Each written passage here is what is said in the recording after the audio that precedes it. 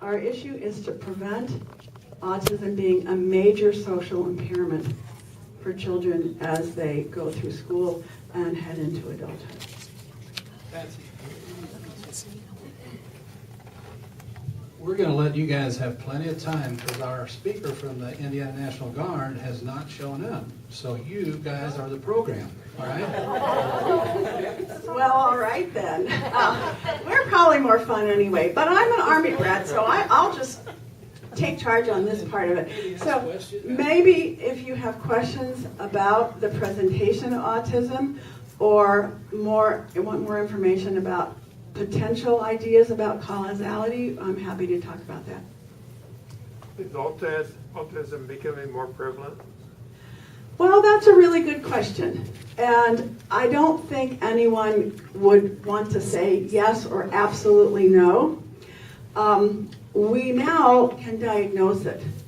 And we now can look at adults who were not diagnosed but who are functioning, and we can say, oh yes, that person has Asperger's, when they might have just been kind of the quirky person that really didn't do very well socially and didn't do well at parties and was kind of weird at the office, but could do the job.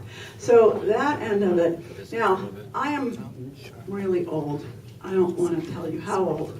But when I was 18 years old, after my freshman year in college, I worked at Cairo State Hospital for mental retardates in Cairo, Michigan, up in the thumb. I didn't want to go home, so I thought, oh, I'm going to find a cool summer job. Well, you know, that's the thing about being 18. You just don't know what you're getting into.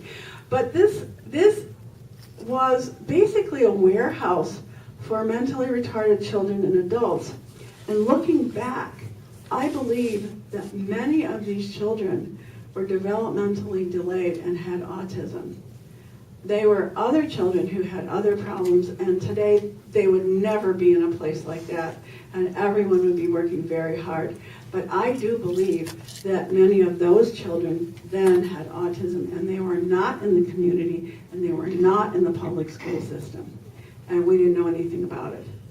So that's my personal experience, and I realize that that's anecdotal, but I think other people will agree that there's been a huge non-diagnosis or recognition of this as an entity that's not just a developmental delay or a variation of mental retardation of some sort.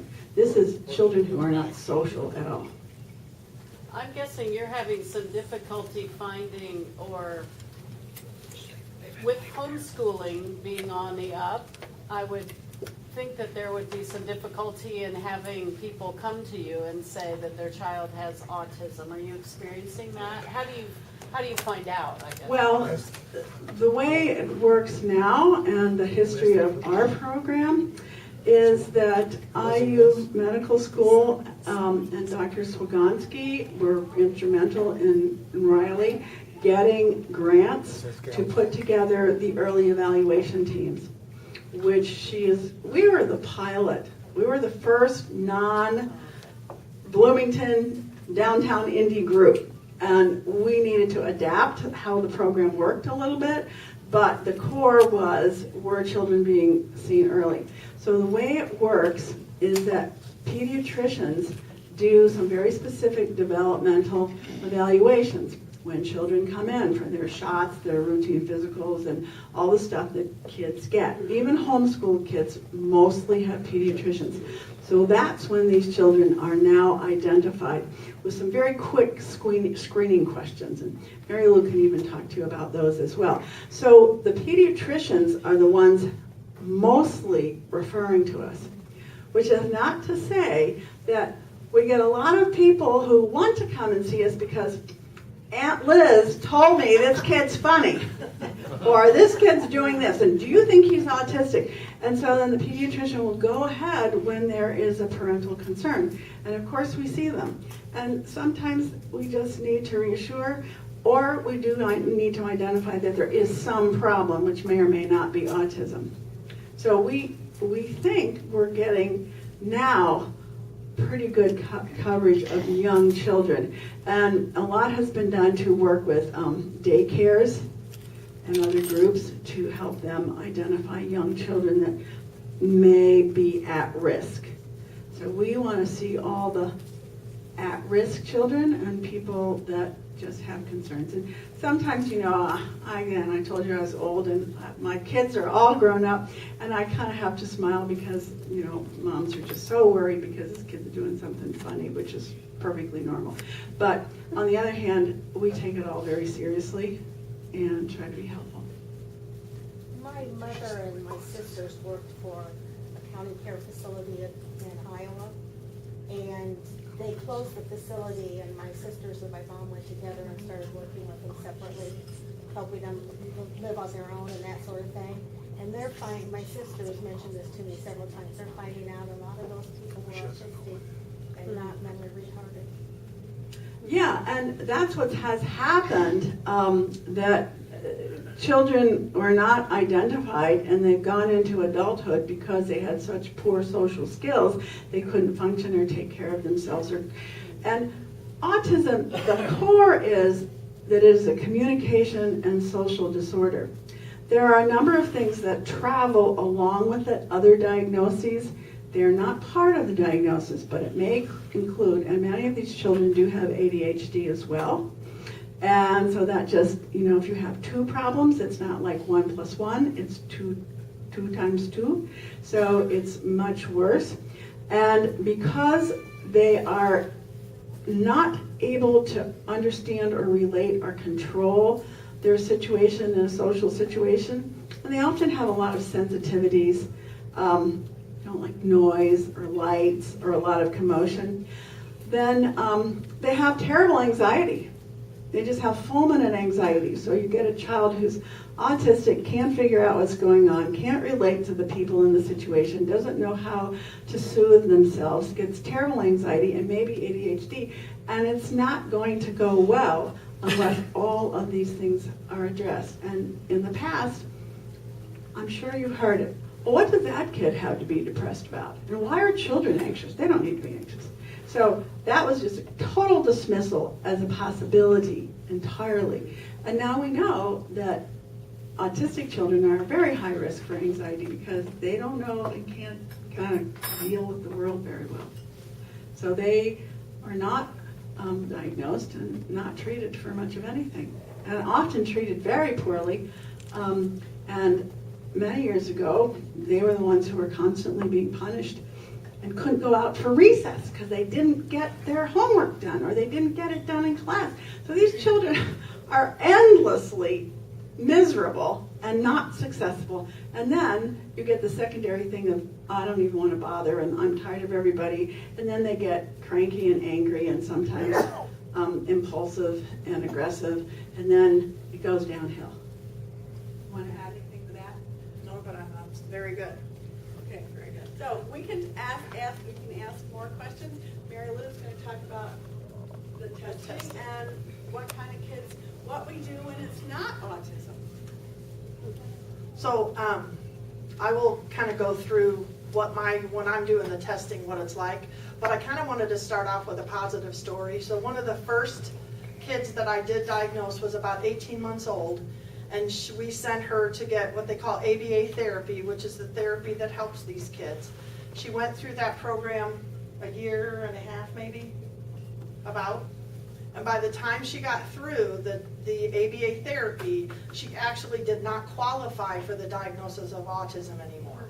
So it's really, really very important for us to find these kids very young so we can get them into the therapy that does work, and with the hope that they potentially are so good and have learned so much that they don't have the signs and symptoms anymore. To kind of go through, the pediatrician or the provider that sees the kids between 18 months and around 4, they do a test called the MCHAT, which is just a quick questionnaire that talks about different social abilities. Do these kids have these different social abilities? And if they don't pass that test, then typically they're referred to Patsy or I. And that little checklist is, does your child look at you when you talk to them? Do they smile spontaneously when you smile at them? Do they? So it's really kind of a little inventory of their social skills at a very low level, young age. And so then when they're referred to me, they'll talk to Kylie, and Kylie will schedule. My appointment typically takes about 2 hours, so it's not a quick and short, it's a long appointment. But it gives me an opportunity to, number one, observe the child. What's the child doing when I come into the room? What's the child doing with the toys that are in the room? And I get to observe them the whole time. I'm taking a history, so part of the evaluation is observation from me. Part of the evaluation is the history, what's been going on, who has concerns. I review the MChat again just to kind of make sure they understand, because some of the questions, like one of the questions is, do they make finger and movements around their face? Well, a lot of kids do that, but there's a very specific thing we're looking for. So I kind of go through and make sure what do they think that means, so we can identify if that's really a true question or a yes or a no. And then the last part of the test for me, or I guess part of the test, is there are about 12 different skills challenges that we give them. And some of the things we challenge them with, we don't expect them to be able to do, but what we're looking for is how do they react to that. If they can't do something, how do they react? So an example is we have bubbles. Most of the kids will have a facial expression to get real excited, and if they can say the word bubble, they may even say bubbles when they see that I'm blowing bubbles. And then I put the lid back on, and the lid is kind of made to not be able to come off very easily. And so then I hand it to the child and we'll say, it's your turn. And what I want to see is, how do they handle that they can't get the lid off? Do they get frustrated? Do they ask for help? What do they do? And what we're looking for with a child that doesn't have autism is that they hand it to one of us with eye contact. These kids typically have no ability to communicate verbally. So we are not looking for them necessarily to say help, or, what they usually will do is just look at you, hand it, as I hand it, or they're looking at me back and handing it back to me with eye contact to kind of say, I need help, or, please open this up, but no words. A child with autism will not be able to do that. They may kind of push it back at you, but they never look at you. They're not looking at you in the eye. They're not giving you any kind of information. A lot of them will have a fit. They'll get really upset because they can't do it, but you don't always know what they're upset about. Some of the kids that I've tested are old enough and strong enough, they just pop it open and they can do it themselves. But it also helps to know if they imitate me and they start blowing, that means they saw what I was doing and they imitated back. Children with autism don't connect that way. So they don't get that feedback from society that, okay, she did that, so I can do that. Another example. Let me just add in, not too long ago, I had a child who was doing bubbles and got frustrated and just threw it on the floor. It counts if they hand it to their parents and go up and look in their eyes at the parents. This kid threw the bubbles on the floor. When we were trying a little jar where we have a couple goldfish in it, and we give them one, they like it, put it on really tight, and say, it's your turn. Well, he spent quite a long time trying to bite the lid off and then just threw it on the floor. So that was kind of interesting. Was working really hard, but not seeing the social aspects of things. Another part of the test is there are several toys, so we put out like blocks, and there's a doll bed, and they're all in the back. And we bring out a doll and we say, look at my doll. And we put the doll down kind of in front of them. And we have a bottle and a cup and a spoon. And the object that we want to watch for is to take the baby bottle and feed the baby. Now, pretty much all the kids will take the bottle and drink it themselves. They kind of all pretty much know how to do that, but not all, but most. But they don't always know to put the bottle to the baby. Or to put the spoon to the baby, or there's a little chair, put the baby in the chair, put the baby in the bed. That just one of those things will pass that child on that little section, because all they need to do is. Even rocking the baby. Yeah. will count. Yeah, they have to kind of demonstrate that they have learned from society what to do with a baby. A lot of the kids, actually a lot of the kids, even if they don't have autism, this is a real struggle for them and they don't always pass this level. So just because they don't pass one doesn't mean they have autism. They have 12 opportunities to do different things. Another one is imitation. So what I do is shake the rattle, and we don't say shake, shake, shake, because that may indicate to them they have already learned maybe shake means shake it. So we say, is it bop, bop, bop, bop, bop, and then I hand it to them and say it's their turn. And the kids that don't have autism immediately shake it around quickly. They usually pass this very quickly. Kids with autism, they get angry, they throw it to the ground, they may not even be interested in it, and we're just watching to see. And we give them several chances, so it's not like a one-time thing. It takes me about a half hour to finish the whole 12 skills, but you know, that's one of the things. And so there's like 3 on imitation, I think. Yeah, imitation is very important, because if a child can imitate you socially, we can tell that he can learn social skills. Imitation is really important. So if that's not happening, we need to really look carefully at what else is going on.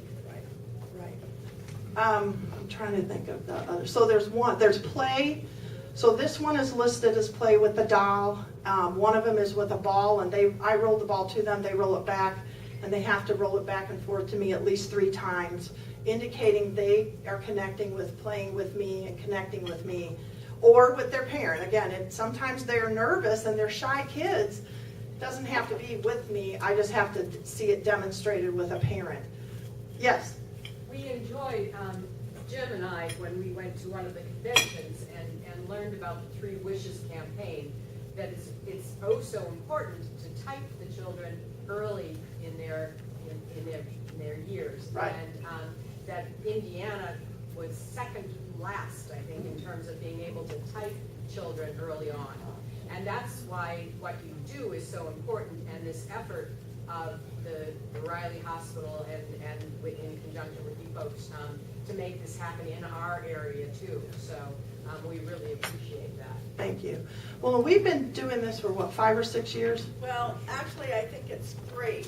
Really? Well, maybe it's longer. I don't know. You know, time runs into it. Oh, maybe it's 3. Okay. But I think that it's Seems longer. also important that once we have decided that a child has a problem, whatever it is, that we do something about it. And if they have autism and are high risk for that, then there are specific things we do for that. So at the time of the visit, and this is a 2-hour visit, and as Mary Lou said, it can be fairly intense because people will come in, they've already decided that their child has autism, and may be relieved to find out that that's not the case, or they're fearful that they do, and then they find out that they do. So there's often a huge emotional component to that we have to begin to allay fears and to talk about focusing on now, focusing on the fact that we have a very young child and that we have huge potential and that there are things that we can do to help maximize that potential greatly. So there are other things that we check. We want to make sure that they can hear well, that they've had a recent hearing test, that the last one wasn't done when they were a newborn. We want to sometimes make sure that they have vision checked. I did have one child who had only one eye, and she had that was functional, so it was important to kind of take that into consideration in the evaluation, to look at how she was functioning and make sure when I was doing the testing that it was in the line of vision of the functional eye, and to kind of count that there might be a little bit of delay simply because of that. So we need to know about vision and hearing. We are looking to see about physical situation. Are they hypotonic? Do they have good fine motor control? Do they have good large motor control? Can they feed themselves, and then can they do little things with their fingers and hands that should be at their age? Do they need a referral to occupational therapy or to physical therapy to strengthen legs? So we're looking at all of those things. The history is very careful. About 30% of children who have autism have seizures. Children who have developmental delays for other conditions also have a high risk of seizures. So we're asking questions to see if we need to send children to have an MRI of the brain, and do they need to have an EEG done? Because all those things need to be addressed and taken care of. And that we discuss with the parents. And we also, almost everybody gets a referral or genetic testing, or gets a referral because of the genetic issues that I mentioned before. So we do a pretty comprehensive job. I assume you're all based here in Lafayette. Yes. What is your connection with the autism program at Riley? And is Indiana Health developing similar programs throughout the state of Indiana? We are the pilot program from Riley Autism, and we actually function separately, but we use the same tools, and we are part of IU Health. And actually, the pediatrics people are Riley pediatricians. My husband is a child neurologist, so that's very helpful to both of us because we get children who have other diagnoses, developmental delays, and seizures, and odd things. Honestly, that is very helpful to have right across the hall a second opinion, 2 for 1. But we are connected to Riley, and some children get sent there because of the complexity and the need for treatment there. But we do it, we take care of it initially here. And we make then, as part of all of this workup, we then make a lot of community referrals, and we give them lots of information, and we send them back to their pediatrician with all of this information going directly to their pediatrician. And we give them our names and numbers to see how they're doing. I have a question. Stop? Well, Yeah. almost. Yeah, Yeah, this is what I was gonna say. Kiwanis is supposed to be working with these 8 hubs around the state of Indiana. Right. And I guess my question, as the leader of this club, how can we help you get children in to your hub?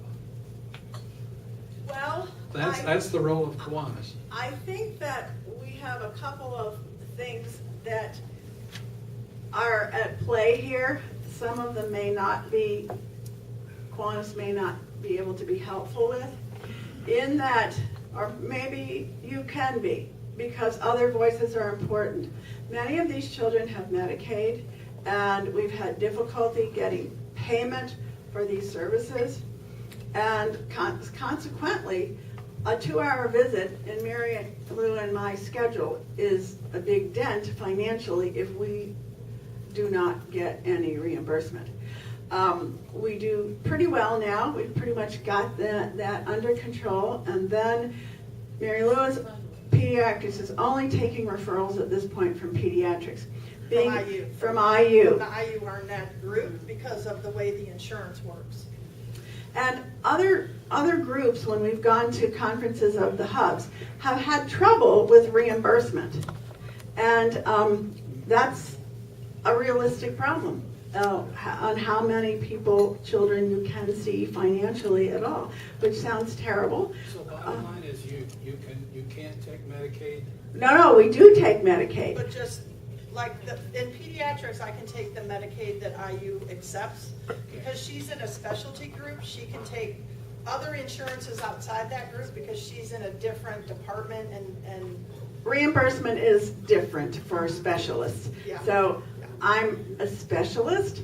The other thing is, because of that, I have taken children who were not IU pediatric children, gotten a lot from Riggs.